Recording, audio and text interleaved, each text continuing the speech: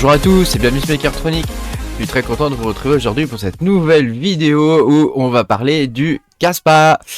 Pensez à mettre un petit pouce bleu et puis à vous abonner à la chaîne si vous n'êtes pas abonné. Et puis voilà, je vous rappelle que vous pouvez cliquer sur le bouton rejoindre sous la vidéo pour me soutenir et avoir la grande majorité de mes vidéos, on va dire, en avance. Certaines de mes vidéos, je les sors immédiatement, comme celle-ci d'ailleurs. Parce que c'est comme ça, j'ai certaines vidéos qui me plaisent beaucoup et j'ai envie de les sortir en même temps à tout le monde. Voilà. Alors aujourd'hui on va parler du Caspa et de la vision qu'il y a derrière le projet Caspa. Parce que j'ai certaines personnes qui m'ont dit ouais, t'as vu, il y en a qui disent que c'est un scam, tout ça, machin. Donc j'ai juste envie de replacer un petit peu les choses dans leur contexte. Le projet Caspa, quand il est sorti, il avait un site web qui était tout pourri. Il y avait une toute petite communauté au départ. Hein. On minait ça directement sur le node au CPU. Enfin, tu vois, c'était vraiment quelque chose qui était, comment dire, artisanal, quoi, presque. Hein. Mais il y avait il y avait un lead développeur et puis il y avait des développeurs derrière qui sont très forts et qui expriment des concepts mathématiques dans des white papers et qui les mettent en application. Et il y a un véritable travail de recherche derrière ce projet-là. Alors on pourrait critiquer par exemple que les développeurs sont anonymes, mais je vous rappelle que dans le monde de la blockchain, c'est souvent le cas sur les projets qui sont véritablement intéressants. Bon, effectivement, il peut y avoir des scams aussi, hein, comme ça. Hein. Mais dans la très grande majorité des cas, pour les vrais projets, les développeurs sont anonymes. Alors moi, c'est pas quelque chose qui me choque. Hein. C'est quelque chose qu'on retrouve pour le Bitcoin, par exemple. C'est quelque chose qu'on retrouve, qu'on voit. C'est une question de vision, hein, en fait. Hein. On le voit pour le pour le BCH, par exemple. On le voit pour le BSV. On le voit plus récemment pour le Radiant. Voilà. Donc c'est des développeurs qui communiquent, il n'y a pas de problème là-dessus. Hein. Mais par contre, c'est vrai qu'ils restent anonymes. Et moi, je trouve ça très bien. Hein. Je vois pas trop l'intérêt qu'il y ait des noms derrière un projet, parce que à partir du moment où on met des noms derrière un projet, ça veut dire qu'au bout d'un moment il va y avoir un leader qui va se détacher et c'est pas forcément une bonne chose. On ne suit pas une personne, on suit un projet, on suit une vision derrière un projet et on n'est pas là à aduler telle ou telle personne. Je trouve ça malsain. Et moi j'adhère les projets qui sont comme ça, j'adhère vraiment à ce type de projet quand ils sont montés comme ça, où il n'y a personne d'identifié à la tête du projet. Alors qu'est-ce que c'est que Caspa exactement? Caspa, c'est une technologie qui est révolutionnaire, elle est complètement disruptive et elle permet de résoudre le trilemme de la blockchain. Alors pour rappel, qu'est-ce que c'est que le trilemme de la blockchain? On va aller regarder ça, trilemme. Je vais vous montrer un petit dessin parce que ça sera mieux. Je l'avais pas préparé. De la Attends, je vais y arriver. De la blockchain. Tu vas voir. C'est pas très compliqué. Ah, qu'est-ce que c'est? Academy.binance. Ah bah tiens, notre ami Binance. Qu'est-ce que c'est que le... Est-ce qu'ils ont un joli dessin? Hein, parce que nous, tout ça, c'est blabla. Hein, voilà. Ah, voilà, on a un beau dessin. Donc tu vois, le trilemme de la blockchain, c'est ça. Grosso modo, on va prendre l'exemple du Bitcoin. Il est très sécurisé, il est très décentralisé, mais il n'est pas scalable. C'est-à-dire que il ne pourra pas résoudre beaucoup d'opérations par seconde. Donc pour le coup, les blockchains, il y a énormément de blockchains qui se disent oui, mais non, le nombre d'opérations par seconde, c'est très important. Donc il faut qu'on soit plus réactif et qu'on puisse traiter plus d'opérations par seconde. Et il y a beaucoup de blockchains qui ont adopté comme consensus le proof of stake, pour le coup, ce qui fait qu'on a des blockchains qui sont très scalables et qui sont sécurisés, mais qui ne sont pas décentralisés. Donc tu vois, c'est soit l'un, soit l'autre. Enfin, on en a toujours deux, mais on n'a jamais les trois, quoi. Et Caspa résout ça. Caspa, il a les trois, et je vais t'expliquer pourquoi. Déjà, c'est une blockchain. Alors, c'est pas une blockchain. C'est une autre technologie qui est basée sur le DAG, le Direct Acrylic Graph. Et pour le coup, c'est une technologie qui est complètement disruptive et elle permet, avec l'implémentation qui a été faite dans Caspa, hein. J'insiste bien sur le fait que c'est uniquement dans Caspa.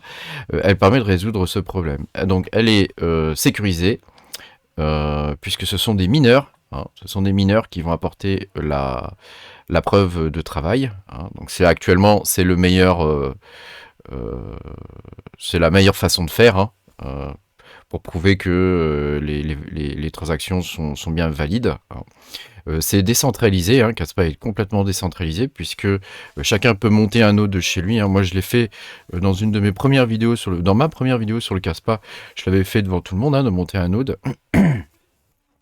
Et c'est scalable, puisque c'est capable de traiter des centaines de milliers d'opérations. D'ailleurs, à ce compte-là, on va regarder un petit peu en nombre d'opérations, comment ça se passe. Hein. Je vais vous montrer un petit peu... voilà, c'est un article de Jumpstart où ils vous mettent quelles sont les blockchains les plus scalables, c'est-à-dire celles qui peuvent traiter le plus d'opérations par seconde. On a en premier lieu Solana, qui va pas très bien en ce moment, hein, qui est une blockchain centralisée. On a Phantom, qui peut traiter 25 000 opérations par seconde, qui est une blockchain centralisée. On a Algorand, et on a Cardano, qui peut traiter 250 opérations par seconde. Alors du coup, le Caspa, combien il peut en traiter par seconde, à votre avis? Hein, attends, on va voir, ça c'est les white papers, je vous ferai voir ça après. Le Caspa, il peut traiter un bloc par seconde, et il peut traiter 18 blocs en parallèle. Et chaque bloc peut traiter 400 opérations par seconde. Et ouais, parce que c'est ça la force de Caspa. Là où on voit que certaines blockchains ont appliqué des techniques de base de données, hein, comme le sharding par exemple. Hein. Je vous rappelle que le sharding, c'est une technique qui consiste à multiplier les petites bases de données pour après les fusionner. Et ça, c'est pas une technique de la blockchain, hein, c'est quelque chose qui est hérité du monde des bases de données. Là, il fonctionne vraiment différemment. Moi, je vous propose simplement de faire le calcul, hein, juste pour voir un petit peu. Ah mince, j'ai pas lancé la calculette. J'ai lancé un truc qui sert à rien. Calque. Voilà. Alors, on a un bloc par seconde. Chaque bloc peut traiter 400 plus, hein, donc on va prendre le minimum, 400. Et il peut le faire 18 fois. Voilà, jusqu'à 18 fois actuellement. Donc par seconde, on peut traiter à peu près 7200 opérations. Donc c'est quand même extrêmement puissant. Quand on compare aux autres, hein, on est dans le top. On est dans le top des... Ah, je vais y arriver. Ah, mais attends, c'est où? Attends, je vais retrouver le truc. Je suis un peu fouillé aujourd'hui. Hein. On est largement au-dessus de Cardano. On est largement au-dessus d'Algorand. On est en dessous quand même de Phantom. Et on est en dessous de Solana. Seulement, il y a une chose qu'il faut savoir, c'est qu'ils sont en train de développer le cœur du système en Rust, et qu'ils ont réécrit une partie du fonctionnement de ça, et qu'il va pouvoir en traiter 32 fois plus. Donc on va faire ça, toc, ce qui font qu'ils vont pouvoir monter à 230 000 opérations par seconde. Ce qui est absolument gigantesque. Hein, tu vois, on est loin devant les technologies centralisées comme Solana. Donc voilà l'intérêt du Caspa. Hein. Et il fait ça tout en ne sacrifiant pas le fait qu'il continue de fonctionner en proof of work avec un algorithme qui est extrêmement efficient. Hein. À titre de comparaison, ça je peux vous en montrer comment. Je peux vous montrer, hein, c'est très simple. Hein, regarde. Tu vois, là j'ai des 3070. Tu vois, je mine quasiment à 500 mégahash, hein, pour 72 watts. Tu vois, donc c'est vraiment 61 watts ici, tu vois. Donc c'est vraiment extrêmement efficient. Hein. C'est juste un des meilleurs algorithmes actuellement de minage, hein, avec celui du Radiant, hein, le SHA 512-256D. Donc là, on est vraiment dans de la technologie de haut vol. Hein. On n'est pas dans des vieux algos comme Ethereum ou celui du Bitcoin. Hein. On est vraiment sur des algorithmes qui sont très bons, très recherchés. On avait Autolycos 2 hein, de Ergo hein, qui était déjà très efficient. Hein. D'ailleurs, l'été dernier, il y en a beaucoup qui ont miné ça. Hein, de l'ergo, puisque effectivement ça permet aux mineurs de dépenser moins d'électricité, hein, et donc c'est beaucoup plus vert hein, pour la planète hein, aussi. Hein. Voilà. Et puis quand on compare à d'autres algorithmes beaucoup plus anciens comme le Kappa ou par exemple, là, je veux dire, il n'y a pas photo. Hein, on consomme 2 fois moins. Hein. On consomme 2 fois moins pour les mêmes machines. Hein. Donc, et ça permet de valider des centaines de milliers de fois de plus de transactions, quoi. Ah, voilà. Alors là, les, les white papers, ils sont un peu indigestes. Ils sont bourrés de mathématiques parce que c'est un concept mathématique qui est appliqué là. Donc faut pas se tromper là-dessus, hein. On est face à des idées qui sont théoriques, qui sont explicitées dans les white papers et qui sont simplement appliquées sous forme de code, hein, voilà. Donc faut pas avoir peur de ça, hein. Faut juste arriver à comprendre un peu comment ça fonctionne, hein.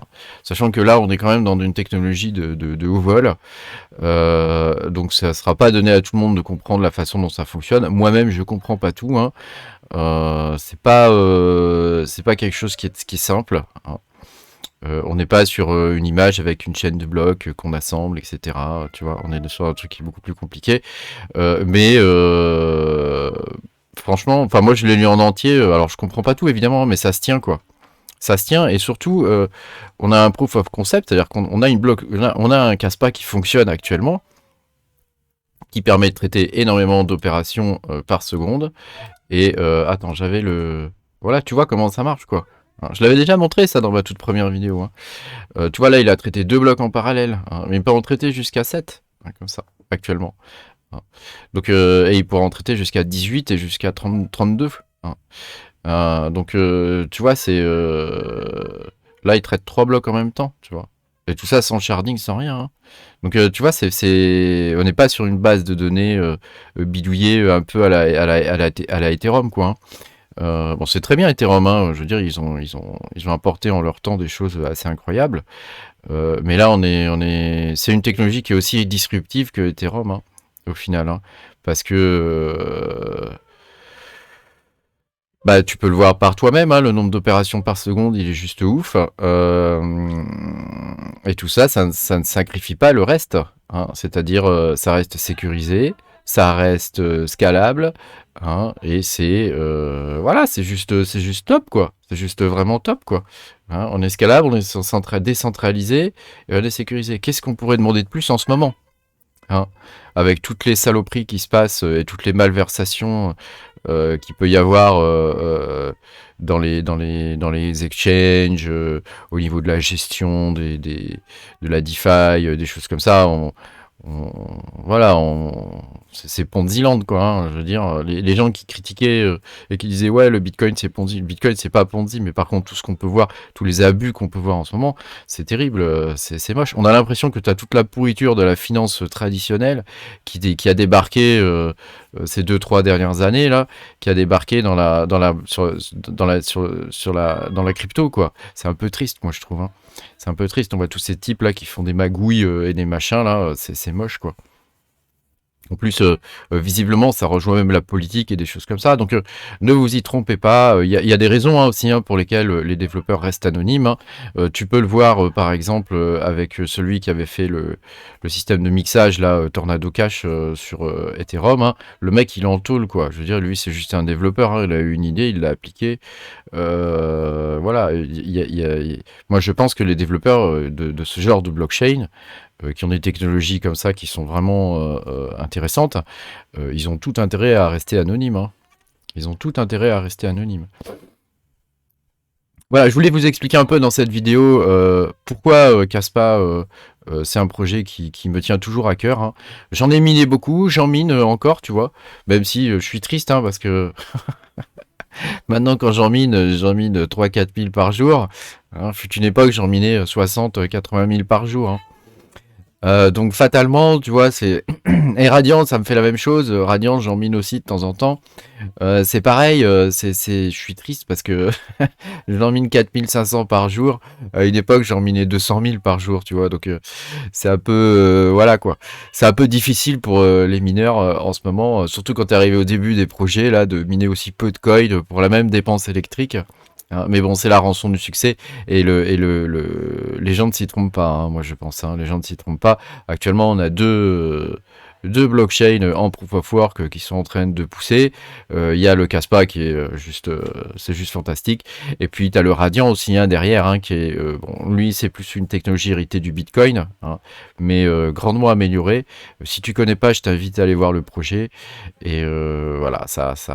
Alors lui, il retrace un peu plus quand même que le Caspa, hein. Le Caspa, lui, De temps en temps, il a un plateau où il se stabilise hein, au niveau de la courbe. Hein. Attends, on va aller voir. Je vais te montrer ça.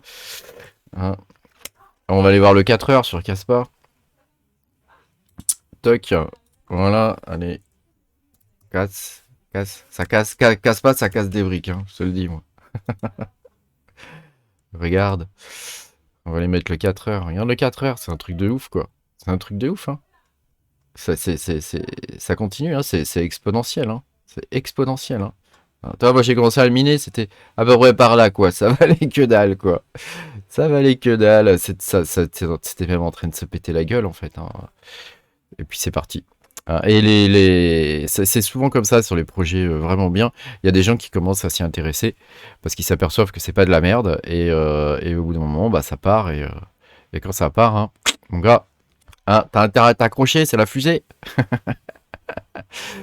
Et voilà. Et donc, si on veut regarder aussi pour le Radiant, hein, parce que il faut pas oublier le Radiant. Hein. Le Radiant, il est très bien aussi. Hein. Il est très bien aussi. C'est les technologies du prochain Bull Run, ça, les gars. Enfin, j'espère. Hein. Je peux me tromper. Hein. Là, si on regarde le 4 heures, tu vois, hein, on a fait un petit pic au départ, on est redescendu un peu comme le Caspar, et ça commence à monter là, tu vois. Ça va commencer à monter. Ça va plus s'arrêter. Hein. Ça va plus s'arrêter. Sur ce genre de techno là, c'est comme ça. Hein. Une fois que ça démarre, ça peut plus se péter la gueule après. Bon, bah, je dis ça après, moi, j'en sais rien. Hein. Je suis pas trader et je suis pas investisseur. Hein. Moi, je suis mineur. Hein. Mais voilà, l'idée, c'était aussi de vous montrer un petit peu les projets dans lesquels je crois en ce moment. Hein. Oubliez pas Ergo, hein, c'est un projet qui est un peu délaissé en ce moment après l'énorme succès qu'il a eu après The Merge. Où il a eu un peu de mal à se relever du nombre de mineurs qui sont venus sur le réseau. Hein. Ça était quasiment comme une attaque en fait. Hein. Est-ce que ça a été voulu ou pas, je ne sais pas. Mais c'est un projet qui est assez disruptif lui aussi. Alors lui, on est quand même plus proche du Bitcoin, mais enfin il apporte des raffinements, on va dire. C'est pas une technologie qui est aussi disruptive comme on peut avoir sur le Caspar, hein. Mais il apporte des raffinements au Bitcoin, quoi. En gros, il apporte des fonctionnalités nouvelles. Il est minable avec des processeurs avec des GPU, quoi. Donc c'est une très très belle techno aussi. Voilà. Après, il y a une question aussi de langage avec lequel est écrit le client. Hein. Donc tu vois, s'ils choisissent des langages comme le Java, le Scala, tu vois, des trucs comme ça. Ah, c'est des langages qui sont bien, mais c'est des langages qui sont un peu plus lents. Hein. Quand tu prends des langages comme le Rust ou le C, C++, tout de suite, tu as des performances qui sont plus les mêmes, quoi. Hein. Et c'est entre autres pour ça, là je voyais le XDAG par exemple, qui est un coin combine au CPU, ils sont passés sur le Java. Alors c'est très bien hein, qu'ils aient repris le projet, etc. Parce que le développeur principal était parti. Qu'ils aient repris le projet et tout ça. Bah, après Java, c'est chaud quoi. C'est chaud. En termes de performance, on n'est pas sur quelque chose comme le Rust ou le Go ou le C, C++. Hein. Alors effectivement, c'est un peu plus chiant, à écrire, hein, mais bon. Voilà, il y a aussi une question de technologie et tu le vois d'ailleurs, Casspa, ils évoluent en plusieurs étapes. Hein, ils ont écrit, je sais pas quel langage ils ont utilisé pour leur proof of concept, enfin pour la blockchain, je vais l'appeler comme ça, mais si c'en est pas une, pour la blockchain qu'ils ont actuellement. Hein, mais tu vois qu'ils sont en train de réécrire le client en Rust et qu'ils ont un client qui va être 32 fois plus, qui va pouvoir traiter 32 fois plus d'opérations, quoi. Donc c'est juste incroyable quoi. Rust, c'est quand vous voyez un projet qui est écrit en Rust, déjà tu te dis le projet il n'est pas sorti d'un énième fork ou d'un truc comme ça. Hein. Parce que Rust c'est un langage qui est relativement récent, mais c'est un langage qui est absolument fantastique. Moi-même je développe en Rust, hein, et je peux te dire qu'en termes de performance et de sécurité, c'est vraiment le top, quoi. Je pense qu'à l'avenir, la boîte qui arrivera à sortir un système d'exploitation pour PC, mobile, etc., écrit en Rust, ça sera jackpot, quoi, parce que le truc... Enfin voilà, on a tout quoi. On a les performances, on a la puissance, on a la sécurité, hein, parce qu'il y a des tas de langages qui sont pas sécurisés. Dès que tu mets certaines fonctions, tu sais que ça va être la grosse merde et tu es obligé d'écrire 300 lignes de code à côté pour sécuriser le truc. Enfin, c'est relou quoi, c'est relou. Là avec le Rust, t'es tranquille, tu écris ton programme tranquillement et bah vous verrez, hein, c'est l'avenir quoi, c'est l'avenir. Enfin, Moi, étant développeur, on peut voir un peu ces trucs-là, les technologies un peu se détacher. Rust, c'est vraiment l'avenir. Et moi, j'ai hâte de voir le client Casspa écrit en Rust. Merci beaucoup d'avoir suivi cette vidéo. N'hésite pas à me dire tout ce que tu en penses, hein. Parce que moi, ça, ce n'est que mon avis, hein. Fais-toi ton propre avis, hein. Mais n'hésite pas à me dire tout ça, ce que tu en penses de tout ça. Et puis, pense à mettre un petit pouce bleu, abonne-toi à la chaîne. Et puis, à bientôt, hein, pour de nouvelles aventures. Salut!